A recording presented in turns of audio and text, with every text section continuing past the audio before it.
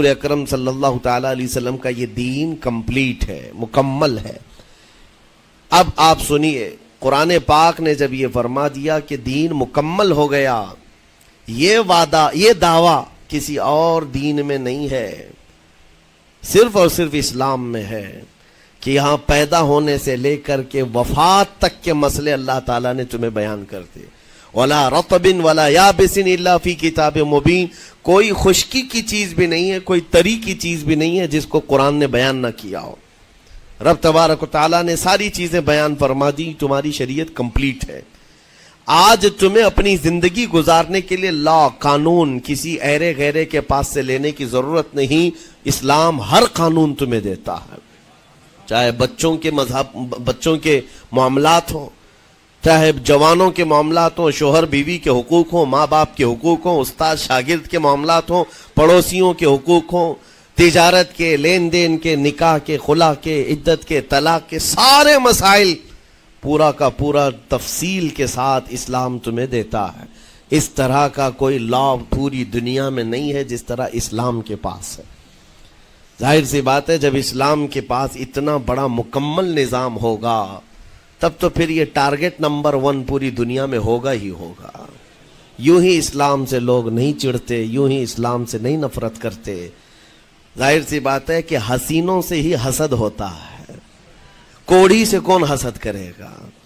جس کو کوڑ کی بیماری ہو اس سے کوئی حسد نہیں کرتا، ایک حسین دوسرے حسین سے بھی نفرت کرتا ہے، حسد کرتا ہے، یا کم صورت والا اچھی صورت والے سے حسد فطری طور پر کرتا ہے۔ اسی لیے محاورہ کہا گیا ہے کہ حسینوں سے حسد ہوتا ہے، تو اسلام میں جو حسن ہے تو جتنے جلنے والے ہیں اتنے زیادہ حسد کرنے والے پیدا ہوتے ہی رہیں گے۔ اب آپ کے لیے یہ فخر کی بات ہے کہ دنیا جسے ٹارگٹ نمبر 1 کہتی ہے، جس سے چڑھتی ہے اور جلتی ہے، الحمدللہ رب تبارک و تعالیٰ نے وہ دین ہمیں عطا فرمایا۔ وہ اس لیے نہیں ہے کہ لوگوں کے چڑھنے کی وجہ سے میں فخر کر رہا ہوں، اس لیے کہ میرے دین کے علاوہ کوئی دین ایسا نہیں جو یہ دعویٰ کر سکے کہ ہم کمپلیٹ لا رکھتے ہیں، صرف اور صرف اسلام کے پاس ہے۔ میں یہاں کھڑے ہو کر کے یہ صرف الفاظ کی پھیکم پھاک نہیں کر رہا ہوں، چیلنج ہے یہ۔ پوری دنیا کے کسی بھی ریلیجن کے پاس وہ سارے مسائل نہیں مل پائیں گے جو دین اسلام کے پاس موجود ہیں۔ دین اسلام کے لیے اگر آپ کو میں بتا دوں کہ اس کا جو فقہ کا نظام ہے، مسئلے مسائل، جس کو اگر آپ پڑھنے کی کوشش بھی کریں زندگیاں بیت جائیں، صرف اور صرف ایک چیپٹر پر کتابیں لکھی ہوئی ہیں، صرف نکاح کے مسئلے کتابیں پوری ہیں، صرف طلاق کے مسئلے پوری کتابیں موجود ہیں۔ اتنا وستار کے ساتھ، اتنا تفصیل کے ساتھ کوئی دین نہیں پیش کرتا، صرف اور صرف اسلام ہے۔ یہ باتیں میں آپ کے سامنے کیوں رکھ رہا ہوں میرے عزیز ہو؟ تاکہ تمہیں یہ احساس ہو کہ اللہ نے کون سی نعمت تمہیں دی ہے۔ اسی آیت میں رب تعالیٰ فرماتا ہے وَأَتْمَمْتُ عَلَيْكُمْ نِعْمَتِي، میں نے اپنی پوری نعمت تمہیں دے دیا، پوری نعمت تمہیں دے دیا۔ احساس کرو کہ اسلام سے بڑھ کر نعمت کیا ملتی تمہیں، اسلام سے بڑھ کر کے کیا نعمت ہے، جس میں رب تبارک و تعالیٰ نے تمہیں اخلاق و کردار دیے ہیں، تعلیم کے لیے سارے۔ آپ کو ابھی اس زمانے میں پروپیگنڈے کے شکار ہو گئے کہ ہم جاہل قوم سے وابستہ ہیں، ہمارے ہاں جہالت زیادہ ہے، ہمارے ہاں بد کرداری زیادہ ہے۔ یہ عوام کو دیکھ کر کے لوگوں نے پروپیگنڈا بنایا، ورنہ تو ان کی حالت یہ تھی 18ویں صدی تک یورپ والوں کو روڈ بنانے کا طریقہ بھی نہیں معلوم تھا، اسلام نے سکھایا ہے۔ ان کو پارلیمنٹ میں بیٹھنے کا قانون نہیں معلوم تھا، اسلام نے قانون عطا کیے ہیں۔ ان کو عدالت چلانے کے معاملے معلوم نہیں تھے، اسلام نے پوری کتابیں پیش کی ہیں۔ اٹلی اور ڈنمارک جو آج یورپ کی کنٹریز میں شامل ہوتے ہیں، یہاں کے بادشاہوں کے بچے اسلامی علماء کے پاس اندلس میں پڑھنے کے لیے جاتے تھے، عیسائیوں کے، دوسروں کے، انگریزوں کے بچے، اور جب پڑھ کر کے آتے تھے اٹلی اور ڈنمارک میں واپس تو پورے لوگ ان کو دیکھنے کے لیے بھیڑ لگاتے کہ یہ علماء اسلام سے پڑھ کر کے آ رہے ہیں۔ دنیا کو قلم پکڑنا سکھایا ہے اسلام نے۔ آپ کو ابھی میں اس موضوع پر نہیں بات کر رہا ہوں جو اسلام نے پوری دنیا کو دیا ہے۔ آج یہ جو گھڑی دیکھتے ہیں نا ہر جگہ پوری دنیا کا ٹائم، سب سے پہلے مسلم علماء نے اس کو ایجاد کیا ہے۔ دنیا کو ٹائم دیکھنے کا طریقہ اسلام نے سکھایا ہے۔ آپ کو ایک دو نہیں، آج پوری دنیا میں میڈیکل سرجری جو بھی ہوتی ہے، آپ کو پتہ ہے چیر پھاڑ کرنا ہر جگہ ضروری ہو گیا ہے، آپریشن تھیٹر، ساری دنیا جو سرجری کرتی ہے اس کے بیسک قانون بو علی سینا اسلامی عالم کے لکھے ہوئے ہیں.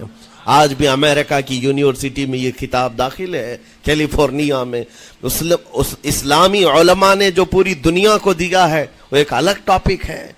وہ اس کی ترقی اور عروج کا وقت تھا. اسپین میں کیمسٹری میں سب سے پہلے ایجاد کرنے والے علماء موجود ہیں، جابر بن حیان ہیں، جو الجبرا پوری دنیا کو دیا ہے. آج ہر یونیورسٹی، ہر کالج میں الجبرا کا سبجیکٹ ہوتا ہے. کس نے لکھا ہے؟ دنیا کو چلنے کا سلیقہ اسلام نے سکھایا ہے، بولنے کا طریقہ اسلام نے سکھایا ہے. سیاست کے معاملات آپ کو پتہ ہے، پہلے کے دور کی سیاست یہ تھی، جو بادشاہ بن گیا اس کا راج ہے، اس کا قانون ہے. اور رات کو خواب میں کوئی چیز دیکھے تو صبح قانون بنا دے گا. بادشاہوں کا مزاج ہے، خواب میں کوئی چیز نظر آ گئی، صبح وہ قانون بن گئی. تو یہ تو سلسلہ چلتا تھا پوری دنیا میں. اور آج بھی دنیا اس بات کی قرضدار ہے کہ حقیقت میں سیاست کسی نے سکھائی ہے تو وہ عمر ابن خطاب کی سیاست ہے، صدیق اکبر کی سیاست ہے. خلفائے راشدین نے جو حکومت و سیادت کر کے دنیا کو دکھایا ہے اس کی مثال کوئی پیش نہیں کر سکتا. اسی لیے ہمارے اس دیش کے جانتے ہیں جن کو موہن داس کرم چند گاندھی کہا جاتا ہے، گاندھی جی کو آج سارے لوگ یاد کرتے ہیں.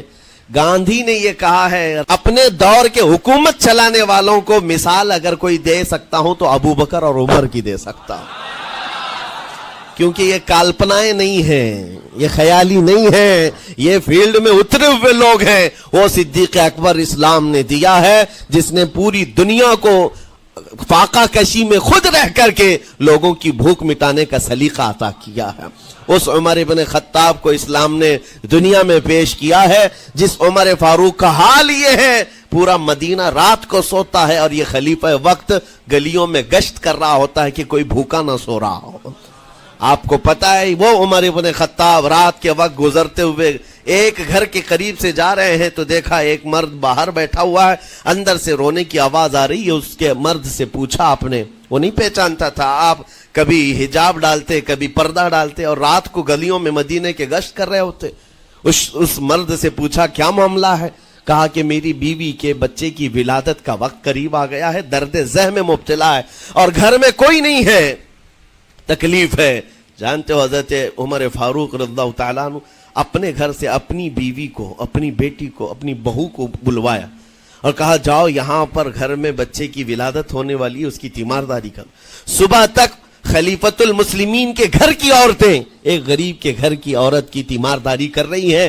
جب بچے کے ولادت کی آواز آئی، سب سے پہلے مبارکبادی دینے والے عمر ابن خطاب ہیں.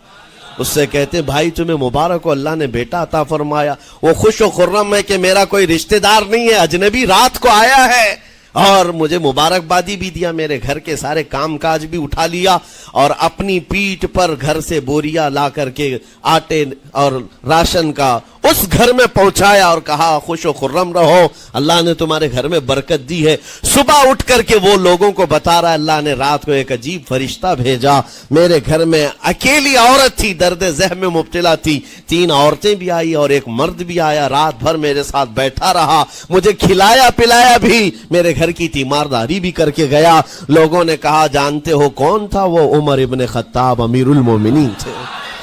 دنیا کو یہ سیاست کا سلیقہ دینے والا اسلام کا وہ عظیم سپہ سالار ہے. آج بھی آپ کو میں بتاؤں اٹلی میں اور ڈنمارک میں اور کچھ کنٹریز میں ایک دن منانے کا پرستاؤ پیش کیا جا رہا ہے. یہ نہیں کہہ رہا ہوں ریچرڈ کا یا ریمونڈ کا، کوئی جو بڑے بڑے ان کے سپہ سالار ہیں ان کا ایک دن منایا جائے گا جن کو مطلب کوئی بہت بڑا نوبل پرائز ملا ہو. میں یورپین کنٹریز کی بات کر رہا ہوں جہاں وہ اپنے بادشاہوں کے پیدائش کا دن یا ان کے کسی اینیورسری کو منانے کا پرستاؤ نہیں پیش کر رہے، بلکہ یورپ کی یہ 2 کنٹریاں ہیں جو یہ پرستاؤ پیش کر رہی ہیں کہ سال میں ایک دن ایسا منایا جائے جس کا نام صلاح الدین ایوبی ڈے ہونا چاہیے. یہ ہم نہیں کہہ رہے ہیں، دنیا آج بھی اس بات کو تسلیم کرتی ہے. صلاح الدین جیسا جرنیل دیکھا نہیں ہے، عزیزان گرامی وقار، یہ چند مثالیں میں آپ کے سامنے رکھا، اور اس کے بعد پھر میں تمہیں جھنجھوڑ کر پوچھتا ہوں، اپنے دل پر ہاتھ رکھ کر کے بتاؤ، اسلام سے اچھا کوئی راستہ ہے؟ قرآن یہی کہتا ہے وَمَن يَبْتَغِ غَيْرَ الْإِسْلَامِ دِينًا فَلَن يُقْبَلَ مِنْهُ، جو اسلام کے علاوہ دوسرا راستہ لے کر کے آئے گا قیامت کے دن اس کا کوئی قبول نہیں کیا جائے گا، نہیں قبول کیا جائے گا، بلکہ وہ سب سے بڑے گھاٹے میں ہوگا، آخرت کے دن خسارہ اٹھانے والوں میں ہوگا۔ آج تمہارے پاس وہ عقل سلیم اللہ تعالیٰ نے دیا، جس کو تھوڑی بہت شدھ بدھ ہونا، عقل کا استعمال کرتا ہو، وہ بھی اسلام کے متعلق سوچے گا کہ میرے دین میں اتنی اچھائیاں ہیں، آج تک رب تعالیٰ نے مجھے یہ پیشانی کسی کے سامنے جھکنے نہیں دیا۔ کہیں جھکاتے ہو؟ ارے کھانا کھاتے ہیں، کھانا تو روزانہ ضروری ہے، اور رزق کے معاملے میں تو لوگ ایسے، دنیا کہتی ہے پیٹ پوجا، ہم پیٹ پوجا نہیں کہتے۔ کھانے کے لیے بعض لوگ کہتے ہیں نا پہلے پیٹ پوجا ہو جائے، پوجا کا لفظ ہی ہم استعمال نہیں کرتے۔ کھانا برتن میں رکھا ہوا ہے، آپ کے گھر میں کھانا لا کر کے دیا جاتا ہے، تو کیا آپ سر جھکا کر چاٹ کے کھاتے ہیں یا لقمے اٹھا کر ہاتھ سے کھاتے ہیں؟ ہاتھ سے کھاتے ہیں۔ باقی جانوروں کو دیکھو، بکری کھاتی ہے منہ جھکا کر کھاتی ہے، بیل بھینس وغیرہ سب سر جھکا کر کے کھاتے ہیں، رزق کو چاٹ کے کھاتے ہیں، ان کا سر جھک جاتا ہے۔ لیکن تمہارے سر کو رب نے اتنا محترم رکھا کہ روز جو تمہیں رزق کی ضرورت ہے اس کے سامنے بھی مت جھکاؤ۔ سر جھکانا ہے تو رزق کے سامنے نہیں، رزاق کے سامنے جھکایا جائے۔ تمہاری پیشانی کو محترم رکھا گیا ہے کہ تم جھکو گے تو کس کے سامنے؟ صرف رزاق، جو ہمارا پالنہار حقیقی ہے۔ اور حد تو یہ ہے میرے عزیزو، یہ دنیا کی واحد قوم ہے، یہ واحد مذہب ایسا ہے، یہودی ہوں، عیسائی ہوں، ہندو ہوں، کوئی بھی ریلیجن آپ لے کر کے آئیں، جس کو وہ بہت زیادہ مانتے ہیں یا جس کو گاڈ کہتے ہیں یا جس کو بھگوان کہتے ہیں، ان کی صورت بھی ہوگی، مورت بھی ہوگی، اور سامنے دیکھتے ہیں اور جھکتے ہیں، عبادت کرتے ہیں۔ لیکن تنہا مسلمان ایسے ہیں، کروڑوں مسجدیں ہوں گی، کہیں خدا کی کوئی تصویر دیکھا ہے؟ کہیں مسجدوں میں خدا کا کوئی مورت یا صورت بنائی ہوئی دیکھا ہے؟ نہیں ہے۔ یہ واحد قوم ہے جو بن دیکھے مولا کی بارگاہ میں سجدے میں جھک جاتی ہے۔ صرف بات اتنی ہے کہ ان کو یہ کہنا پڑے گا، اگر میں کہوں میرے نام پر آ جاؤ جھک جاؤ، نہیں، کوئی نہیں جھکائے گا۔ ہاں یہ کہنا پڑے گا امام کو بھی، اللہ اکبر، اللہ سب سے بڑا ہے۔ پھر کوئی پیچھے کھڑا ہوا یہ نہیں پوچھتا کہ کس نے کہا، کون پکار رہا ہے، پیشانی لے جا کر زمین پر لگا دیتے۔ کیوں؟ ہماری پیشانی خالص اللہ کے لیے ہے۔ میرے عزیزوں، یہ وہ پرائیورٹیز ہیں اور یہ اسپیشلٹی ہے آپ کے اس کمیونٹی کی، جس کو مجھے آپ کے سامنے رکھنا ہے۔ اتنی سارے اچھے گلشن کو چھوڑ کر اگر کوئی بربادی کی طرف جائے تو پھر سوائے بدنصیبی کے کیا ہے اس کے پاس؟ جس کو اللہ تبارک و تعالی وعدے کیا ہو کہ تم اپنی جان اور اپنے مال کے بدلے مجھ سے جنت خرید لو، جہاں پر سارے اخلاق و کردار اور دنیا کی سب سے اعلیٰ اخلاق تمہیں سکھانے کے دعوے کیے گئے ہوں، وہ چھوڑ کر کے اگر دنیا کہیں اور جائے تو پھر تمہاری یہ ہرما نصیبی ہے۔ ایک بات میں آپ کو بتاؤں، سکسیس کس کو کہتے ہیں؟ کامیابی۔ اور ہر کوئی یہ کہتا ہے کہ مجھے سکسیس کی طرف سفر کرنا ہے۔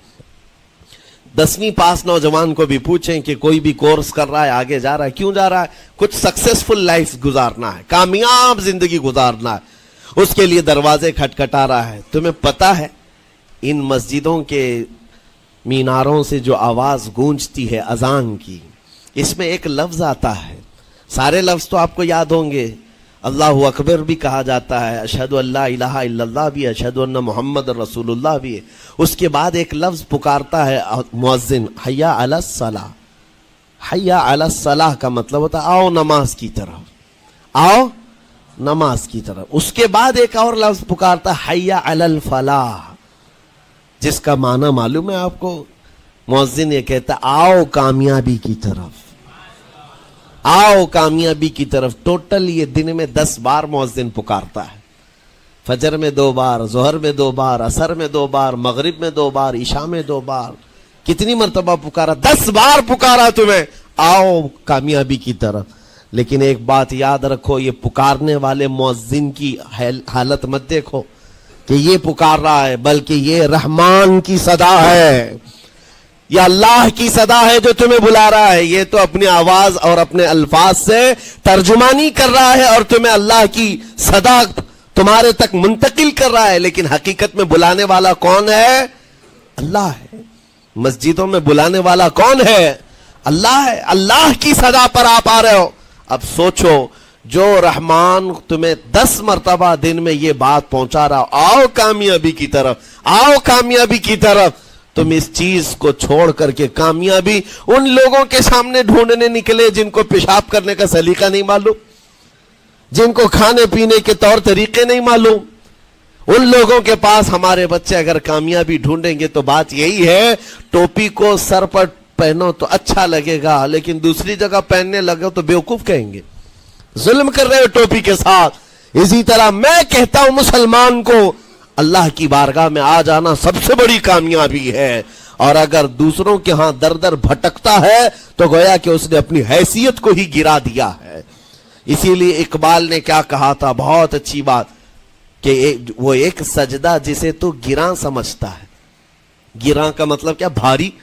ایک سجدہ کرنے میں تو بھاری پن محسوس کرتا ہے.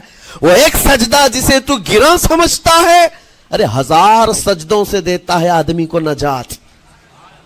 در در جھکنے سے تو تمہیں بچا لیتا ہے. اس کے سامنے بھی جھکا, نیتا کے سامنے بھی جھکا, سیٹھ کے سامنے بھی جھکا, پولیس